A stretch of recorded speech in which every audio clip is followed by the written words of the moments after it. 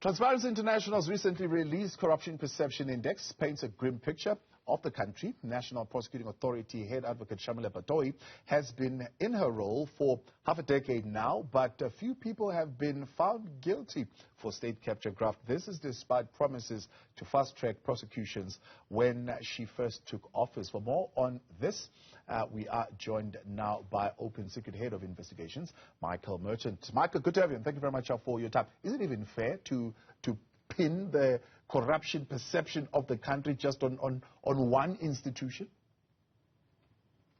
Evening, Thabo. No, ultimately I don't think it's fair to pin everything, all the issues of corruption on the MPA and Shamila Batohi. It's definitely a systemic problem. And I think we also need to recognize that the Corruption Perceptions Index itself is a fairly limited tool. It can tell us something about how people within the country perceive issues of corruption.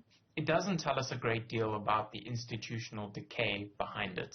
And so, to start off with, admittedly, it's a systemic problem. However, I think that Shamila Batohi as head, as NDPP and the MPA, does have a lot of responsibility for the fact that impunity still reigns for high-level corruption and economic crime. And I think that, when she took on this job, by her own admission, what she wanted the country to test her on was whether this new institution, this reformed MPA, was going to change the pattern of impunity that we'd seen for so long. And 5 years in, the sad reality is that that has not happened, and that impunity continues to be the defining feature for powerful politicians, corporations, and others implicated in corruption. So previously we would have said, well, that institution was hollowed out. What is the reason for the slow pace now?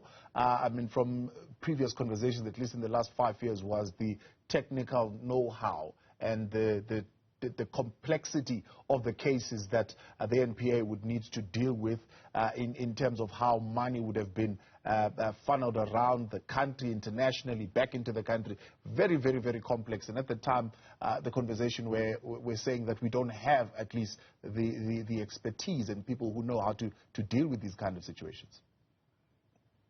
And Thabo, I think that still remains a huge problem. By the MPA and the Hawks' own admission, they still don't have sufficient resources and skills to take on a lot of these cases. And I think we also need to shine a light there on the government, Treasury, and the decisions that our Minister of Finance and others in government are making about where they're assigned their resources. We know, for example, that VIP Protection Services gets nearly double the money every year to protect a group of a couple of hundred people than the Hawks does as the priority crimes policing unit. And that just goes to show the priorities of a misprioritization, but also the fact that resources are a huge problem. What I think it does raise, particularly so many years into Shamila Batohi's reign, though, is that there also is clearly insufficient impetus to reform the institution from the inside. So there's two things here that I would highlight that are problematic. The one is that we haven't seen many prosecutors and police officers who were themselves implicated in corruption and state capture. We haven't seen a lot of them facing accountability, and that leaves significant issues and bottlenecks within those institutions. And then the other thing is that there are a lot of resources and skills outside of those entities that I think could have been brought in strategic ways. And it doesn't seem, certainly from the outside, that the MPA has been very effective at bringing in the skills that it needs to manage some of the very big cases where it has made arrests, but that those arrests haven't yet translated into any successful trial. So it has taken quite a number of years to get to a point where we are saying we are establishing this corruption-busting unit that is going to be independent. It's been a back and forth in Parliament. Part of the delays, of course, being, I suppose, political in a way. Absolutely. I think it's been a political hot potato that people have not wanted to deal with.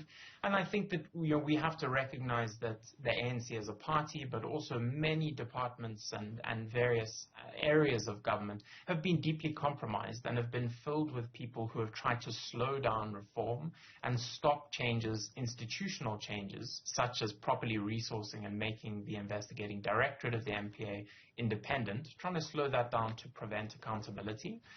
But I think, again, we have to go back to the fact that the investigating directorate has existed for many years. It has not got sufficient resources, but that still doesn't explain some of the very rudimentary failures that the MPA has been making.